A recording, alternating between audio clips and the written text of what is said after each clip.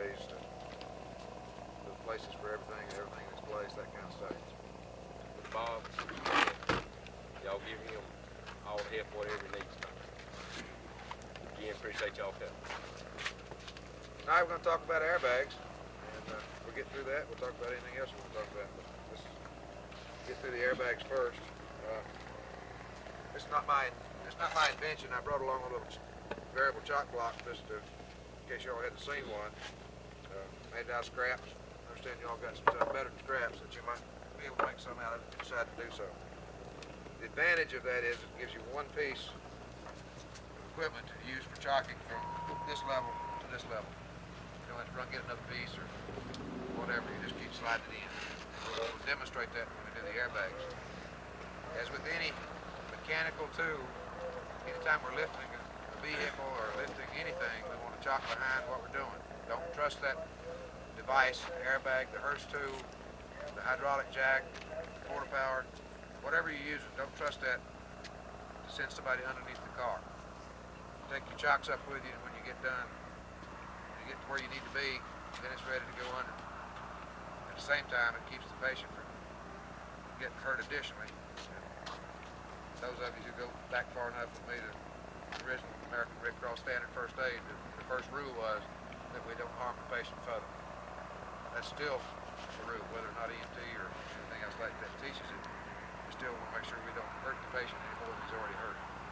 We may not be able to do anything for him, but let's don't do anything against him. So, as we move these things up, practice, we're on the scene, just take our chocks with us, and don't ever go under a car, depending upon the device that you raised it with, wrecker or anything else. Get you some chocks on there before you go. Airbags are another tool used to lift a vehicle or a beam or whatever, tree, whatever you need to get. And they are especially useful when you don't have much working room between the surface that you want to lift from and the device or the item that you want to lift. In other words, you only got a little bit of space between the ground and the car, or the tree's jammed down in the mud and somebody's gone down in the mud with it. And you've got a little bit of space where you can slide something under it. The airbag is an excellent piece of equipment to use for that. You have total control through the regulator system, either up or down, at any time during the operation. The principle of lift is still the same. If it is at all possible, you want to hinge the device that you're lifting. You want to make a hinge out of it. Where you lift it, the point that you're lifting is the latch side of the door, so to speak, and somewhere behind that point, behind the patient, you want to create a hinge. You do that with cribbing, so that when you raise up on the thing, that one point will stay stable, and the device that you're lifting will move up without twisting or sliding back or forth. Any record company operators here? I love wreckers. They got their purpose. The one place they don't have a purpose is lifting a truck or a car off a patient. It has nothing to do with the operators or for or against them or anything. When you lift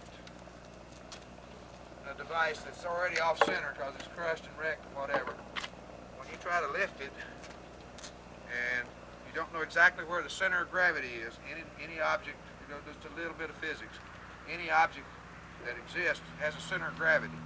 That's the pivot point. That's the point in which all the forces that are associated with the weight of that thing are centered. If you don't know exactly where that center of gravity is, you can't pick it up without it sliding.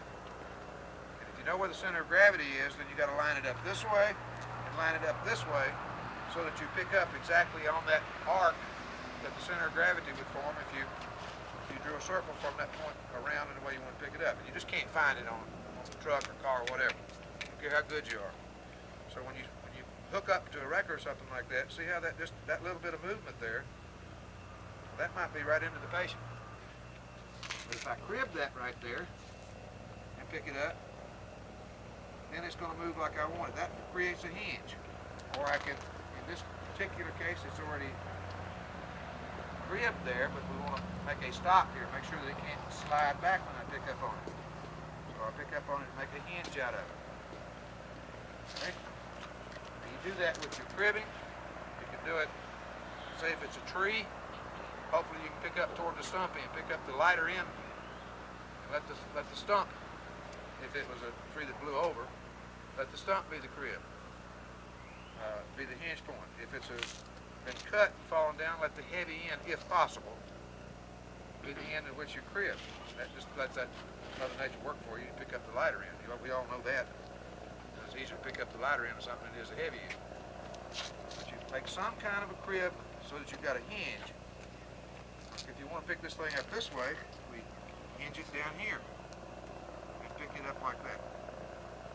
If for whatever reason we want to roll it, we can again crib it on here and roll it. But it rolls instead of sliding. See? That's exactly what I'm talking about. See how it's going to slide on in a car or whatever when it's as heavy as it is. When the wrecker picks it up, unless he's right on the money, this way and this way, it's going to swing. It's going to swing this way or that way, or it's going to slide just a little bit this way or a little bit that way. If that patient, if he doesn't jerk it up real quick and get it off the patient, what's going to happen? It's going to roll the patient. It's going to slide on the patient. That we certainly don't want. The airbag is an excellent device to keep that from happening. Properly used. That's what we're going to learn tonight. Okay. The airbag works off compressed air from your bottle. I understand you got a hookup on your truck that you can also use, if not now, very shortly when you get the adapter made. I'm putting words in somebody's mouth. But Supposed to be in the okay. We've got 5 adapters for our system with various companies we work with. So I mean that's nothing You unusual. had much problem getting those ends from better? Or do y'all run? Well, we don't have the airbags at all. We've got our Chisholm, but Winston Rescue's got one system on theirs. Our fire department got another on theirs. Our shop's got the building's got another one. That's the only problem I run in. Better. He had. I talked to him 2 weeks ago and they ain't got here yet. I don't know if better don't run. Probably don't want to, but they will. Okay, the controller here gives you, once you're hooked up, one of these idiot signs. Deflate means letting it down, inflate, raising it up, here and here. You come in with your inlet pressure here, you come out with your 2 control lines here. If you'll notice, the inlet line is a color, in this particular case white or clear, and you've got a yellow line, you've got a green line. Okay, you've got two setups working. The person who's controlling one bag with the green line and the other person who's controlling one bag with the yellow line will say green line up or green line down. Yellow line up, yellow line down. Even in the dark, you can get your flashlight out if you're running this end of it and see the yellow and the green. That's why there's 2 colors. So try not to mix them up. You've got the yellow and the green in one bag. He's looking at green, use a long extension, green to green. All right, that long extension, we got it marked with red tape on the end. So if you have to use it with the 3rd bag. All right. That's fine too. How we switch it. Never mind. But just remember to use the color that you're working with. Make sure that the operator knows what color you're talking about. You can even test it before you put it under. The handle's lined up with the pipe, it's open. When it's across the pipe, it's closed. Into the bags. If there's a doubt in your mind what the system will raise, you can see on each bag how many pounds it will lift and how far it will lift. That's something that you're working on a train crash, then you might need to know that. Normally on everything else, other maybe a bulldozer, but on cars, trucks, on the regular highway, I don't think you have to worry about it. I don't think you can burst the bag. Your safety valve will pop off first. But if you need to know, it's right there. You do need to know how high a particular bag will raise so that you can know whether you need 1 or 2 bags to do a particular job. If you've got a patient under that car right there, you just need to get it up a half an inch, slide him out from under it, and 1 bag may be sufficient, maybe. But if he's down in the ditch, the car's sitting on the edge of the road, and he's completely covered up, and you're going to have enough room for you to get under there to help him get out, then you may need 2 bags plus cribbing, and may have to do a double setup. You know, everything's variable. No set rule about how many you need. Just make sure you evaluate what you're going to need before you make your first lift. If you need 2, get 2 in there first, one on top of the other. If you don't have any need for the extra bag, put 2 in there anyway, whether you need it or not.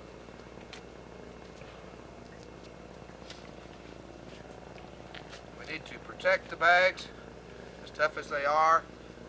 They're still not totally puncture proof. You got some very nice mats here that work for that, and you definitely want this between whatever you're lifting and the bag, and then probably if you're going to have to use cribbing, you know, you can save a lot of space. If you say you're going to raise that car right there, you can save a lot of space and a lot of lifting height with your tool if you crib that before you put your bag on it. And then put your bag on top of the cribbing, and then the mat go between that and the car, so that if there's a sharp piece of metal in the car, it won't puncture your bag. So use cribbing underneath these, and the top layer, of course, should be solid. Solid layer of cribbing where you lay this down. You don't want any gaps for it to puncture down into. So instead, you lay them up crossways so high, and then that last layer you come in solid on top of it. If it's just 1 layer, then it should be solid. If it's 3 layers, the 3rd layer should be solid.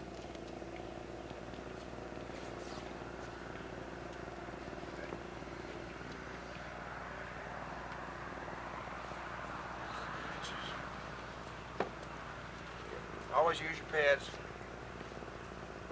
whether you think you need them or not. Assume you got sharp objects under there. That way you protect your bags. They have been punctured before. They tell you that after you sell it. Pardon? They tell you that after you sell it. Yeah. They tell you they won't punch you. Okay. Another with these make an excellent plug for a tank leak. So you've got a gasoline or a fuel truck out on the highway that's been damaged, and you got to stop the stuff from coming out. Take your big belt, put it around the truck, put that over the hole, pump it up. As long as the hole's smaller than the bag, and it works fine. Run that strap around it, tense it down good, pump that right up against the hole, and then slow that leak down a whole lot. Very much like the Navy's principle of plugging a hole with a mattress at the bottom of the ship in the wartime. Same thing. Just keep plugging it up there. You're using air to squeeze the hole shut. They use mattresses, cribbing, that kind of stuff. They work. We'd have to be sure that the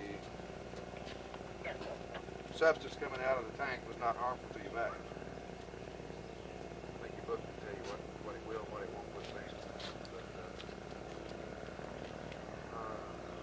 Farm chemicals. They got something like that. Where it's had a hole punctured in it by some careless fork truck operator or whatever. Excellent way to stop it right there. So you can get the gut down, get the pressure off of it. Okay.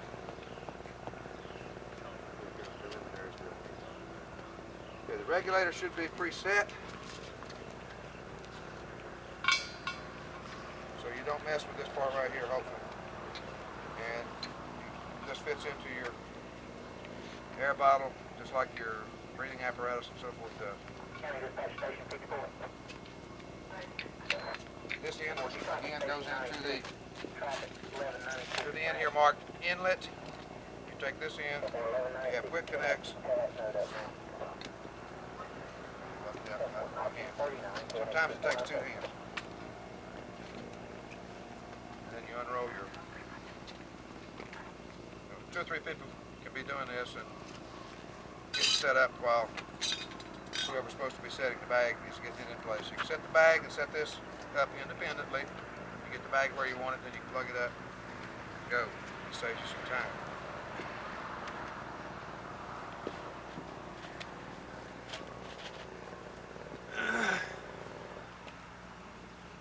Make absolutely sure that before you start lifting with it, the officer in charge, ensure that everybody's clear, that you've got your cribbing in place, for the hinge as well as for the lifting device. SOP. This is a little more flexible than the first hose, so you can break it out.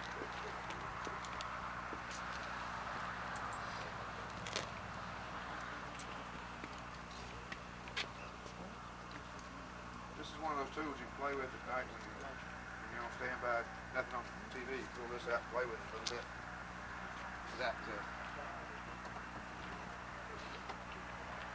much, without an instructor being present. If you'll allow that. I'm sure you do.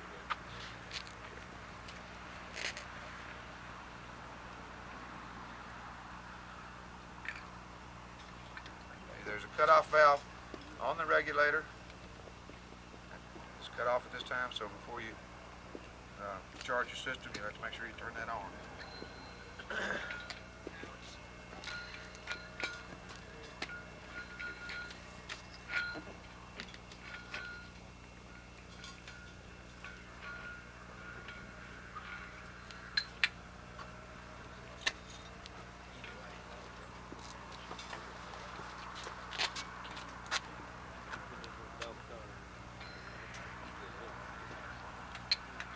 Easiest part of the whole thing, I can't remember. There we go. I don't think I need to say don't cross these threads. But I'll say it anyway. Don't cross the threads.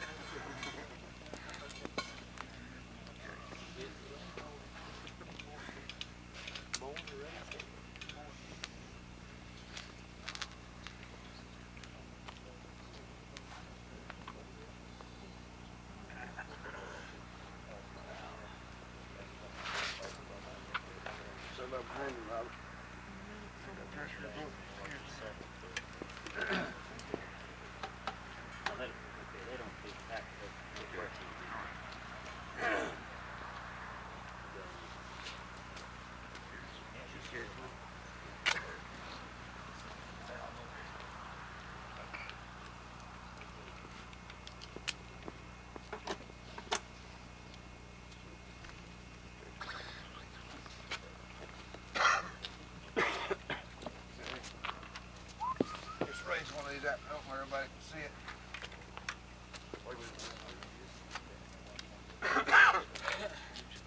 Okay, on the yellow hose, we're going to go up, so we have to open this valve. And nothing. Not getting any pressure in here. Valve on your regulator over. This one's open and this one's open. That tank turned on. Indicate pressure. Somebody moves it, said it's got to move. It's only 100. About 80 pounds of pressure. It's supposed to be set on 100 pounds.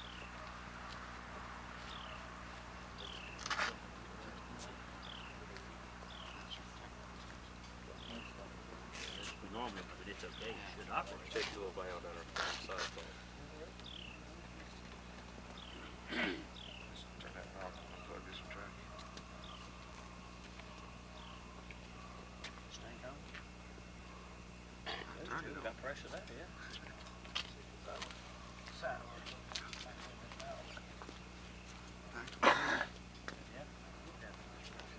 So it's cut off now.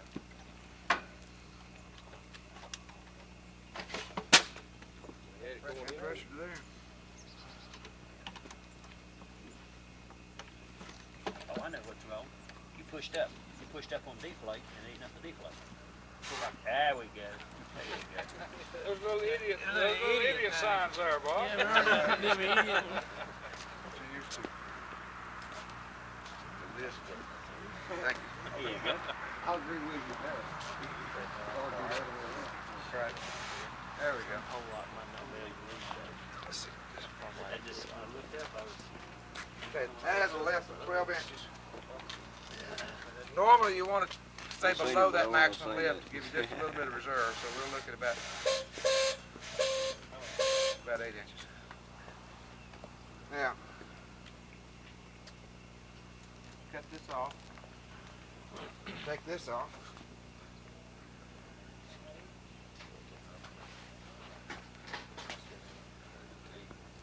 I think you can take it off. Take it off there, you can take it off behind the push valve. your hose in and then pull. Well, Yeah, you can well, take it, try just to push it simulate on. it.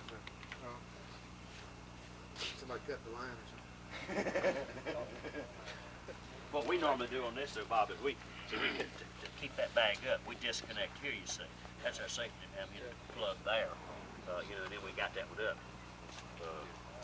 You have to push on those things. Once they get pressure on them, just push in and then pull you. Push in like this, and then pull it in, and collar back. It's got these little things up here, push in like that. Now, hold that with this. Stand on it, jump on it, put a tractor trailer truck on it. I can still hold it. So if you do have, somebody's accidentally breaks your hose or whatever, just grab the end of it, hold on to it until you can get something else under there. Of course, your cribbing's supposed to hold it anyway. If this does happen, you can hold it. Again, with any amount of load on it, you can hold it. Or you can let it out.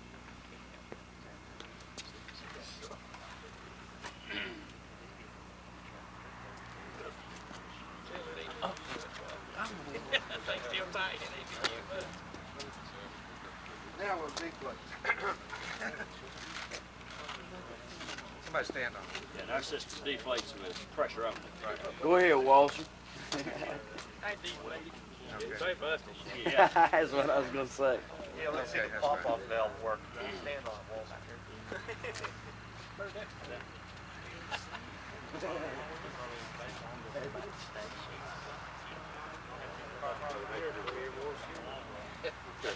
Again, you want to try to design your lift so you use about 2/3 of the capacity of the bag's height. And then if you do run into a little bit of problem, you've got a little bit extra left. Again, if you need to lift more than 2/3 of the bag's height, go ahead and put 2 bags under to start with. And whether you use it or not makes no difference. And if you have to, you can do just what I did. You can unhook one, hold it with your thumb while you push the other one up if you're using the other one for something else, if you have to do that. Hopefully we won't. Okay.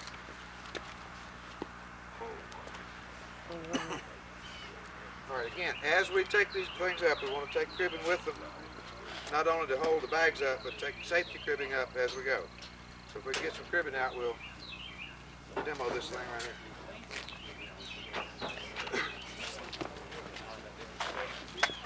You can use these too if you like.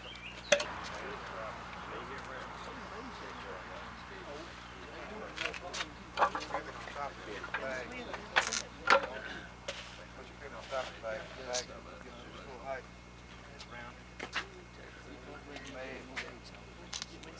Better have on top of my head. Yeah, on top.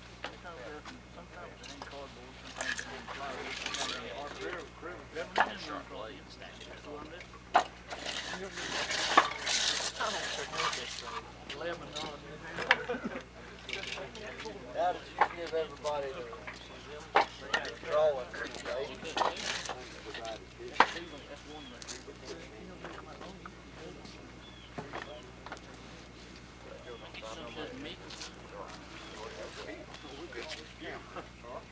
How you use learning our film?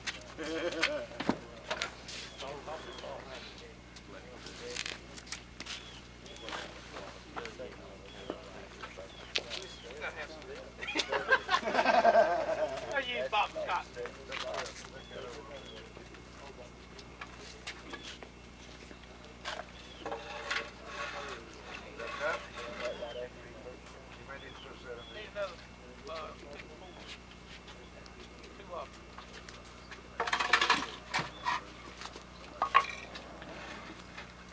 Okay, we're creating the hinge on the other side so that when we pick up on it, that it will roll rather than slide.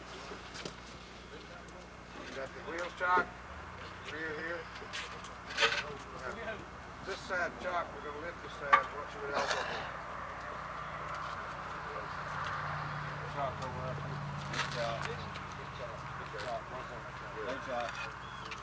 Dang it, good job. Well, that bank, it ain't going nowhere. It was already chopped before I put the chock behind it. Cause that bank ain't gonna move. No, but you don't always have a bank attached. Hey, they keep it, they gonna chock that in there.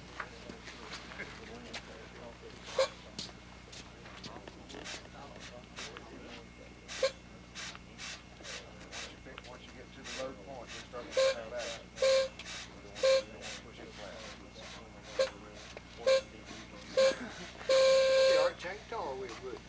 Yes, you changed tire wheel. They make them that you put on the exhaust pipe to do that with. Back is about that big. Big balloons, I wouldn't, rescue them, great thing. Now, you see the effect the hinge had, made it just put right up, no slide, no slip. You got a patient up there that's hung up under the drive shaft or whatever, then it's not gonna slide him back and forth, it's just gonna raise him up a little bit. Y'all get out over that cribbing, Mikey. No, The hinge works. that works whether the tires are flat, whether the tires are pumped up, whether it's got wheels on it, whether it doesn't. If it's on its top, it works. Pickup truck. You got one pickup truck on the top, you gotta lift it, so the guy's underneath the cab, down in the ditch. You grip the tail, pick up the heavy end, gives you a real good hinge, and it's long. The long beds gives you a longer lifting point. You just don't have to lift about that far. Find the center of gravity here on this and lift both. Depends on, depends on how high you gotta lift it, or how heavy. Now, for a loaded truck, you'd have to lift both places. For a car, not really. Now, what did we not do when we were doing this? We need to do cribbing as we went. As you went up to the airbags, we need to crib. So we're gonna need more cribbing. As we go up with the airbags, we need to crib up with safety cribbing. Go up with the safety cribbing so that when you get it up there, if you've got to go in the car, then you've got this protecting That's you. one thing we gotta put on this unit, is a whole lot more cribbing. We don't have enough cribbing here to do exactly what we We've got can do. We don't be able to start it like that over there. we've got 60 pieces on ours, and that's about half enough. Yeah, you don't never have too many. Always have too many. I know, we got all the cribbing.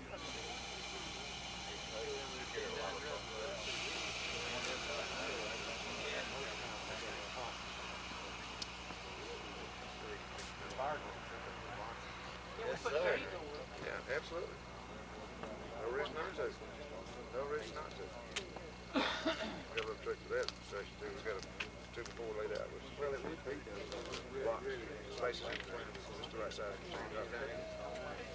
Drop down. If it's plywood, we'll put a 2x4 nail, top up the thing down in there. Mark the truck on that. We need to change it.